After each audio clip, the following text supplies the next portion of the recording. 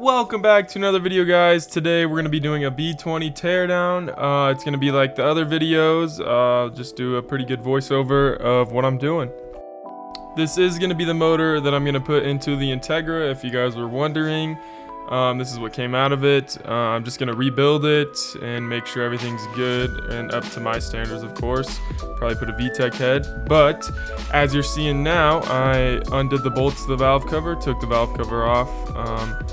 Now I'm going to start undoing the cams. Yes, I should have undid timing first, but I was being lazy. Some of these bolts weren't tight. That was kind of concerning, but that's another reason why I'm tearing it apart, just because I don't know what's done to it, you know. I don't know what happened. So, yeah. There I was taking the cam caps off. You can see some of them were stuck. Just a little bit of finesse. Then I undo the tensioner so I can take the timing belt off and get the cams fully out. I also undid the alternator and the pulley. It was kind of seized on there, so I had to give it some persuasion, if you know what I mean. But then I took the cams out and set them down on the valve cover. Took the whole rockers out of this head. Usually you want to keep them where the spots are, but I know how to do valve lash, and if I do end up using this head, I'll just redo it. Also, the bottom timing gear was also seized onto the end of the crankshaft.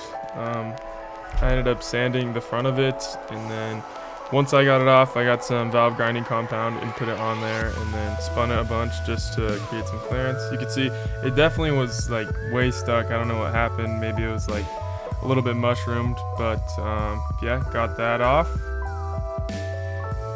As you're seeing, I sanded it down a little bit more before I did the whole valve grinding compound, just to get rid of that rust, but that's after the compound. And you're gonna see I put that thing back on and it spins pretty freely. There's a key for it, so I'm not worried about that. Then I'm gonna go ahead and take this T-post off as well as the water pump. I think I was missing a 14, so I didn't take the T-post off quite yet.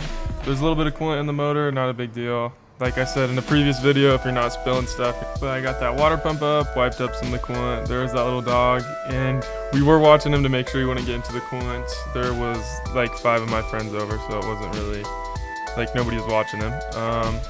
Then I'm gonna undo the stuff for the oil pump. And I'm gonna go ahead and get this manifold to come off, just undoing the bolts and nuts. Also, you saw the head move. I undid the head studs, so all that's loose. Some of them were kind of wonky. That's why you're seeing I'm gonna pull the head with the studs in it. It's not really a big deal. These lower bolts on this intake manifold were a little tricky, but nothing an extension can't get. Then you're gonna see I'm gonna pull it off. Just like that.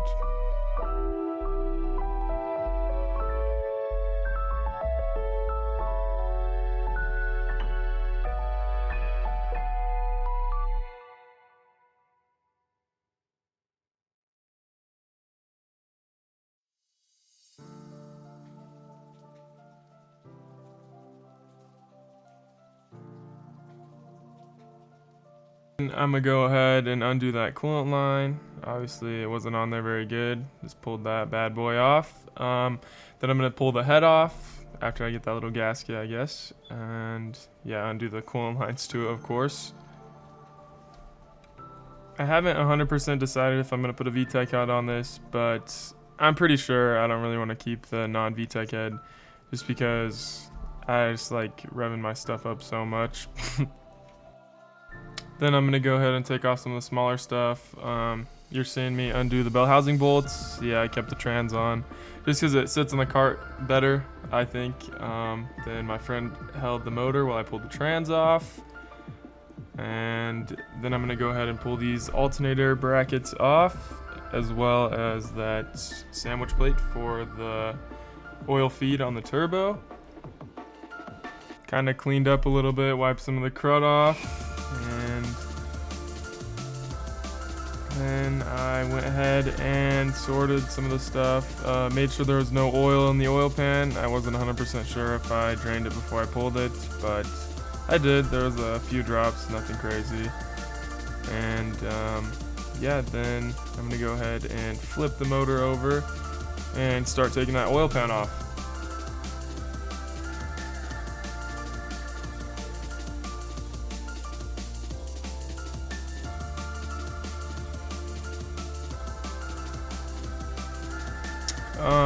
As you're seeing, that is not a very good sign. There's definitely some nasty stuff in the motor. Also, that oil pan gasket was misaligned, so that probably would have caused it to leak pretty bad. Then I'm gonna go ahead and take off that oil sump as well as the crank baffling, which reveals there is rods as well as pistons. It was a higher compression B20. I'm pretty sure these are the P2P rods. Don't quote me on that. I'm not sure 100%.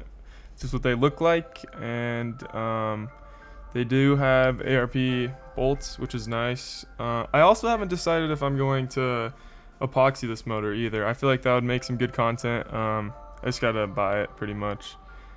But yeah, I'm pulling these bolts out so I could see how the bearings look. The crank and bearings looked pretty good, if I'm being honest. There's no bad signs, but the coolant in the oil pan, that might be a problem. I don't know if the head's warped or if the block's warped or the head gasket was just put on wrong. Could be a bunch of different things, but I'll probably end up getting the VTEC head resurfaced if I do that. If I don't do that, I'll get the LS head resurfaced. And maybe, just maybe, I epoxy the block and go get that resurfaced or decked. It'll just depend on what I end up doing.